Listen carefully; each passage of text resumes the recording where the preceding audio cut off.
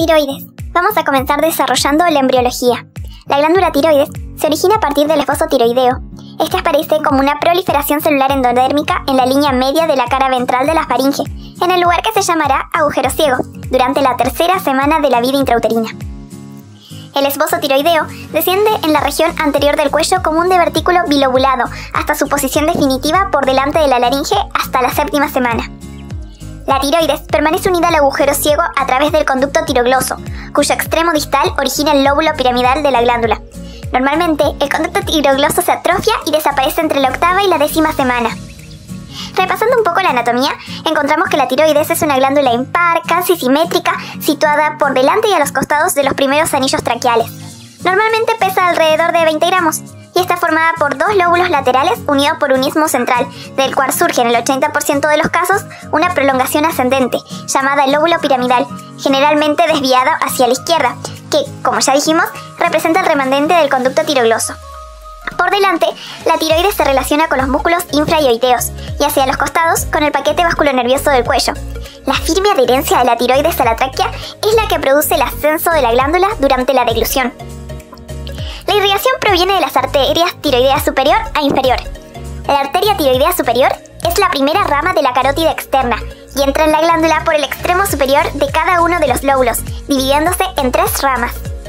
Entre estas ramas suele transcurrir el nervio laringio externo, rama del laringio superior, que va a inervar el músculo cricotiroideo. La arteria tiroidea inferior es rama de la subclavia.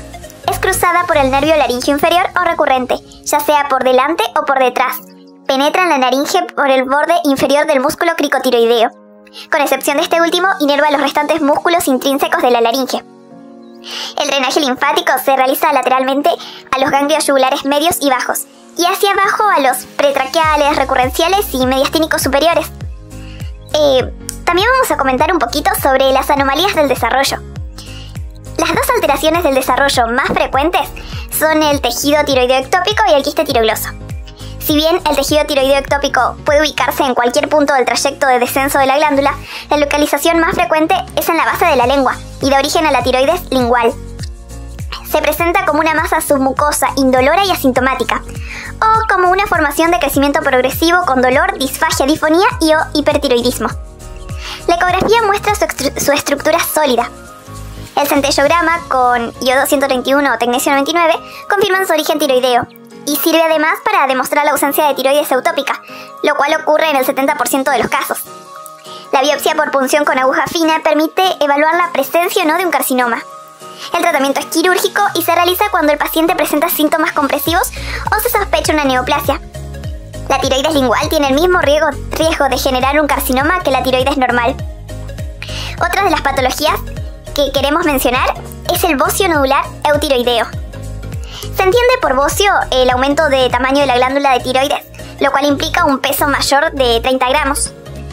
El bocio nodular o multinodular eutiroideo, también llamado adenomatoso no tóxico, es una entidad benigna de etiología desconocida, que se caracteriza por el aumento del tejido tiroideo en forma de uno o múltiples nódulos, sin que exista exceso de secreción hormonal.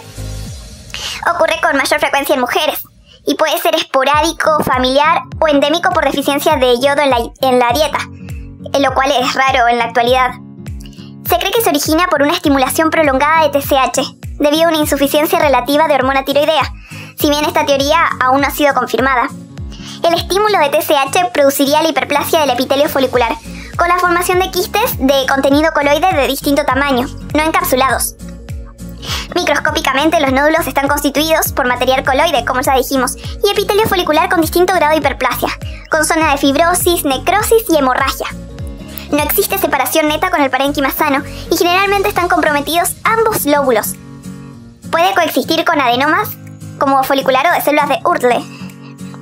El diagnóstico se realiza por la clínica, en el cual se presenta como una masa cervical indolora que puede ocasionar molestias estéticas o síntomas compresivos, como disfagia, disnea y disfonía, según su dimensión, ubicación y evolución. Sin embargo, puede alcanzar gran tamaño sin producir síntomas, debido a su crecimiento lento y al desplazamiento de las estructuras vecinas. Cuando penetra y ocupa el mediastino anterior, constituye un bocio cérvico-torácico. El laboratorio En general los pacientes son eutiroideos, salvo en aquellos raros casos en los que existe deficiencia congénita de la hormona tiroidea, bocio hipotiroideo disenzimático.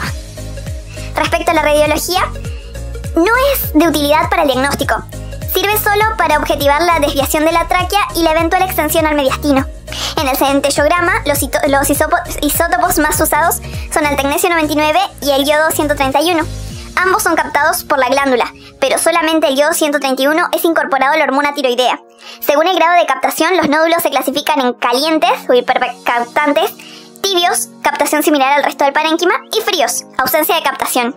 Desde el punto de vista práctico, los nódulos tibios y fríos se incluyen en la misma categoría, ya que el nódulo tibio en general es un nódulo frío con suficiente parénquima sano, por delante y por detrás. El centellograma con tecnesio 99 es más barato, pero no es un estudio funcional, mientras que con el yodo 131 permite realizar una curva de captación simultáneamente. Sin embargo, ninguno de estos dos isótopos permite diferenciar claramente entre una lesión benigna y una maligna. Otro estudio para realizar el diagnóstico es la ecografía, que permite descubrir nódulos de hasta 1 milímetro de diámetro y efectuar mediciones precisas.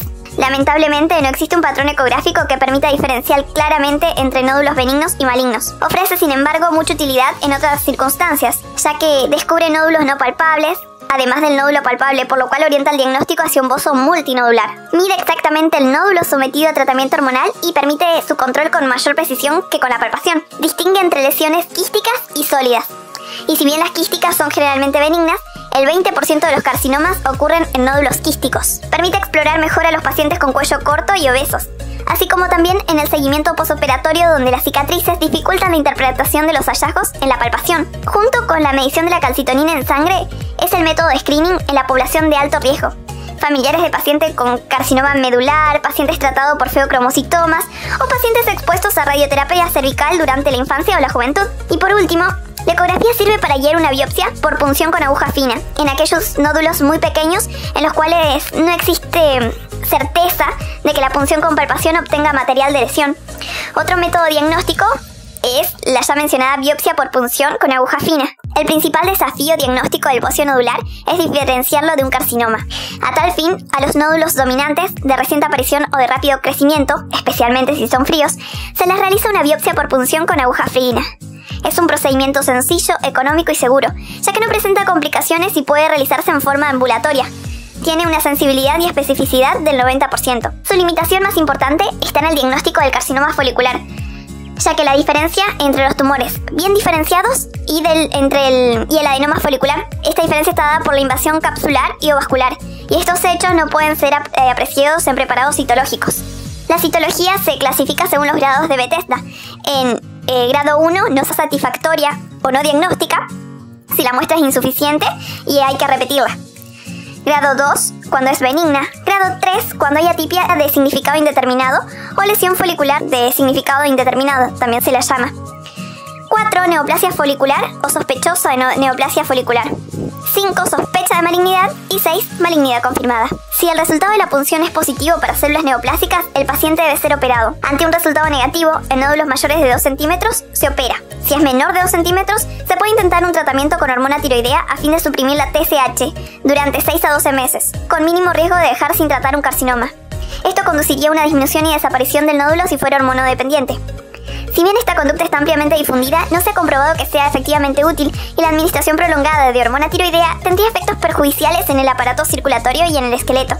Cuando el resultado de la punción es sospechoso, deben ser evaluados los datos clínicos, los factores de riesgo y los resultados de otros estudios, como el dosaje de TSH, el centellograma, la ecografía. Valores de TSH disminuidos y centellograma que muestra un nódulo caliente permiten mantener una conducta expectante, mientras que valores de TSH normales o elevados y centellograma que muestra un nódulo frío indican la necesidad de cirugía. ¿Puede prescindirse de la punción y pasar directamente a cirugía ante una sospecha clínica de carcinoma por las características propias del nódulo, como dureza, fijeza, rápido crecimiento, adenopatías, o por características del paciente como sexo masculino, historia familiar, exposición a radiaciones, entre otros? Resumiendo, con respecto al tratamiento, podemos decir que, de no existir contraindicación de orden general, el tratamiento es quirúrgico y consiste en la resección del tejido comprometido. En el bocio nodular, esto se logra con una lobectomía tiroidea. En el bocio multinodular, Si se encuentra algo de parénquima sano, se realiza una tiroidectomía subtotal, pero generalmente la totalidad de la glándula está enferma y es necesario efectuar una tiroidectomía total. La mayoría de los bocios cervicotorácicos pueden extirparse por cervicotomía. Los casos de bocios intratorácicos primarios, que son raros, con sospecha de malignidad o recidivados, pueden requerir una esternotomía. En el postoperatorio, el paciente debe recibir hormonoterapia para suprimir la TSH y evitar el desarrollo de nuevos nódulos en el tejido residual, en caso de tiroidectomía subtotal, o como terapia sustitutiva en caso de tiroidectomía total. Otra enfermedad de la que queremos hablar es el bocio multinodular hipertiroideo o enfermedad de Plummer. Se trata de un bocio multinodular de larga data, en el que aparecen nódulos hiperfuncionantes, que conducen al hipertiroidismo. Ocurre más frecuente en mujeres por encima de los 50 años. No se conoce la causa de esta afección, pero se cree que luego de una estimulación prolongada de TSH, la glándula se torna autónoma en algún punto y comienza a manifestarse el hipertiroidismo. Respecto a la anatomía patológica, podemos decir que se trata de un bocio multinodular con marcada hipervascularización e hiperplasia del epitelio folicular. El diagnóstico se realiza con la clínica, como siempre, además de otros estudios. Además del bocio existen síntomas de hipertiroidismo, aunque son más leves que en la enfermedad de Graves. Predominan también los síntomas cardiovasculares como taquicardia e hipertensión, que responden poco a la medicación cardiológica. No existen alteraciones oculares ni psicológicas. El diagnóstico también se apoya en el laboratorio, que de hecho se confirma con la elevación de hormonas tiroideas y la disminución de TSH. Se puede realizar un centellograma con yodo 131 que muestra varios focos de captación con inhibición del resto del parénquima. El tratamiento inicial es con metilmercaptoimidazol hasta alcanzar el eutiroidismo. Una vez conseguido, se realiza la cirugía. De ser posible, se realiza una tiroidectomía subtotal, pero a menudo debe realizarse una tiroidectomía total debido al extenso compromiso de la glándula. En caso de existir contraindicación quirúrgica por enfermedades asociadas, se indica el tratamiento actínico con yodo 131. Vamos a hablar también del adenoma tóxico, que se trata de una variante de la enfermedad de Plummer, en la cual el foco hiperfuncionante es uno solo. Consiste en un nódulo tiroideo centellográficamente caliente, que después de una larga evolución de crecimiento lento se torna hiperfuncionante. Esto ocurre en general al sobrepasar los 3 centímetros de diámetro. Luego de llevar al paciente al eutiroidismo, se elige entre el yodo radiactivo en bajas dosis y la hemitiroidectomía. Para ello se considera la edad, el riesgo quirúrgico y la posibilidad de seguimiento. Debido a que las dosis en mililitros es difícil de calcular y a que se expone al resto del parénquima sano a ciertas dosis de radiación, si el riesgo quirúrgico es bajo, se prefiere la hemitiroidectomía. Los nódulos calientes que no presentan aún hipertiroidismo pueden ser observados en forma prolongada. Se indica la cirugía cuando existe tendencia al crecimiento y cuando no es posible realizar controles periódicos o existen fenómenos compresivos o estéticos. Otra enfermedad es el bocio difuso hipertiroideo o enfermedad de Graves. Esta enfermedad se caracteriza por un aumento difuso de la tiroides, hipertiroidismo, exoftalmia y en algunos casos puede existir un mixedema pretibial circunscripto. Tiene una incidencia aproximada de 20 por 100.000 habitantes. Es más frecuente en el sexo femenino con una relación mujer-hombre que oscila entre el 7:1 y el 10:1. Ocurre a cualquier edad, pero generalmente aparece entre la tercera y cuarta década de vida. Existe una tendencia familiar y puede coexistir con otras entidades como la tiroiditis de Hashimoto y la anemia perniciosa. Su etiología exacta es desconocida, pero se cree que es autoinmune. Se postula un defecto en la función de los linfocitos T supresores, lo cual permitiría la producción de una inmunoglobulina G por parte de los linfocitos B, que actuaría como anticuerpo contra el receptor celular de la TSH y que activa a la adenilciclasa, estimulando así la secreción de T3 y T4. De esta manera resulta ineficiente el efecto de retroalimentación negativa de las hormonas tiroideas sobre la hipófisis, ya que su secreción es independiente de TSH. El diagnóstico se realiza con la clínica. Los síntomas característicos son nerviosismo, irritabilidad, temblor, intolerancia al calor, pérdida de peso con aumento del apetito, sudoración excesiva, insomnio, palpitaciones, debilidad muscular, diarrea, alteraciones menstruales, entre otros. El examen físico permite encontrar un bocio difuso de hasta 4 veces el tamaño normal, con o sin soplo y frémito local, por la hipervascularización que se genera. Taquicardia, hipertensión sistólica, reflejos hiperactivos, piel caliente y húmeda. Las alteraciones oculares son más frecuentes en adultos y comprenden exoftalmia, generalmente bilateral, simétrica o asimétrica también puede haber, retracción del párpado superior y quemosis, que es la hinchazón del tejido que recubre los párpados y la superficie de la conjuntiva. Y también puede haber limitación en la movilidad extraocular. El diagnóstico diferencial debe establecerse con otras causas de hipertiroidismo, con el feocromocitoma y con la neurosis. El diagnóstico lo vamos a confirmar con la elevación de las hormonas tiroideas, T3, T4 y T4 libre, y con valores muy bajos de TSH y sin respuesta a la TSH.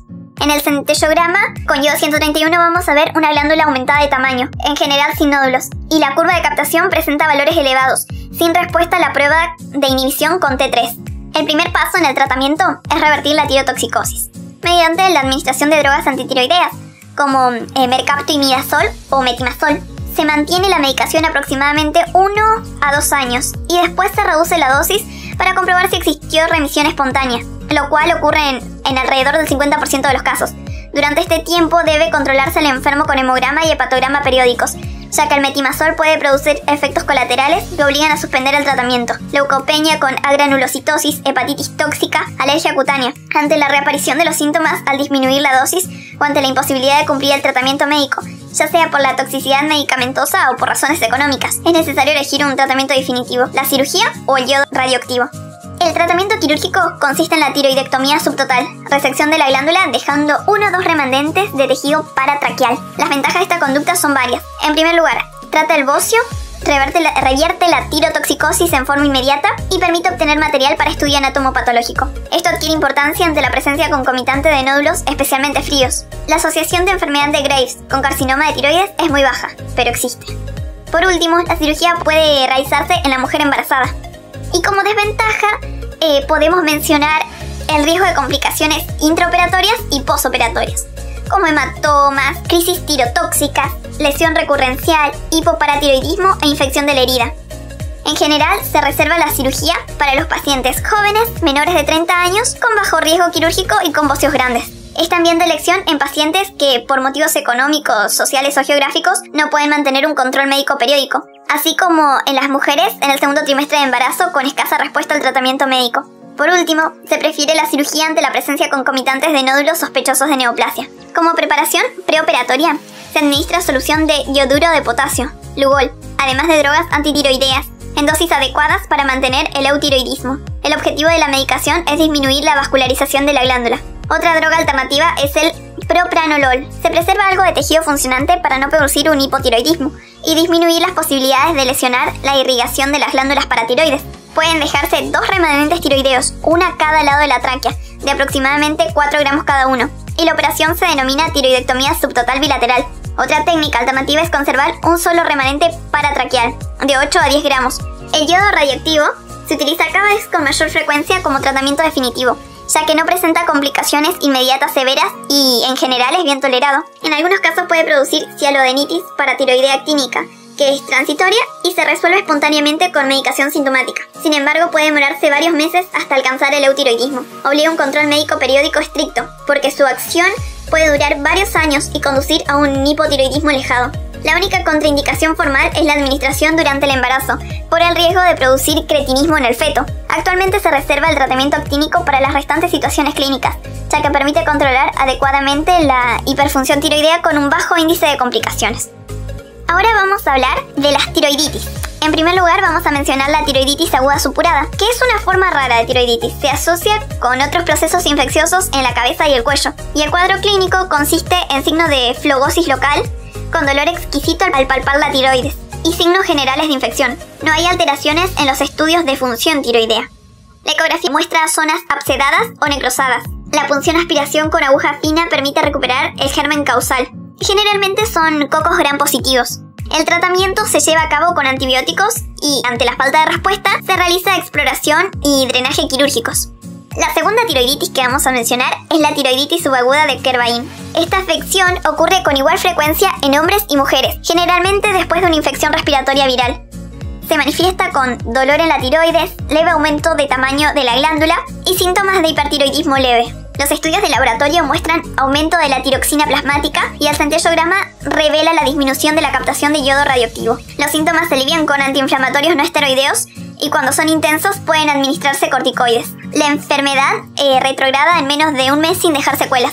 Tercera tiroiditis. La tiroiditis linfocitaria crónica o tiroiditis de Hashimoto. La tiroiditis de Hashimoto es un trastorno más frecuente que las otras formas de tiroiditis. Existe una tendencia a manifestarse en miembros de una misma familia. Aparece generalmente en mujeres en la edad media de la vida. Se cree que su causa es autoinmune, ya que se asocia con títulos elevados de anticuerpos, antitiroglobulina y antifracción microsomal. El trastorno inicial sería una disminución de la síntesis hormonal, que provocaría un exceso de TSH lo cual originaría el bocio. La anatomía patológica muestra grandes áreas de fibrosis, infiltrado linfocitario con centros germinativos y células epiteliales grandes con citoplasma eosinófilo. El centellograma, por su parte, revela captación irregular del trazador. De existir nódulos dominantes, debe realizarse la biopsia por punción con aguja fina, ya que puede asociarse a un carcinoma, o con un linfoma o con patología benigna también. El tratamiento consiste en hormonoterapia supresiva, con lo cual se consigue mejoría del bocio y corrección de eventuales síntomas de hipertiroidismo. La tiroidectomía se indica en aquellos casos en los que se sospecha una neoplasia o el bocio produce molestias estéticas o compresivas. Otra de las tiroiditis es la tiroiditis de Riedel. Es una afección poco frecuente, caracterizada por un aumento de tamaño y de consistencia de la tiroides, que adquiere una dureza pétrea. La etiología es desconocida. Algunos piensan que es una etapa terminal de la tiroiditis de Hashimoto. El cuadro histológico es el de una extensa fibrosis que compromete toda la glándula y puede extenderse a planos musculares vecinos. Debe diferenciarse del carcinoma folicular pobremente diferenciado o del carcinoma anaplásico mediante biopsia por punción con aguja fina o biopsia cilíndrica con aguja gruesa. En ocasiones produce síntomas compresivos que pueden requerir resección de la parte media de la glándula y traqueostomía. Otro tipo de cirugía más extensa no es aconsejable debido a la infiltración de estructuras vecinas. El tratamiento inicial consiste en la administración de hormona tiroidea y corticoides. Muchísimas gracias.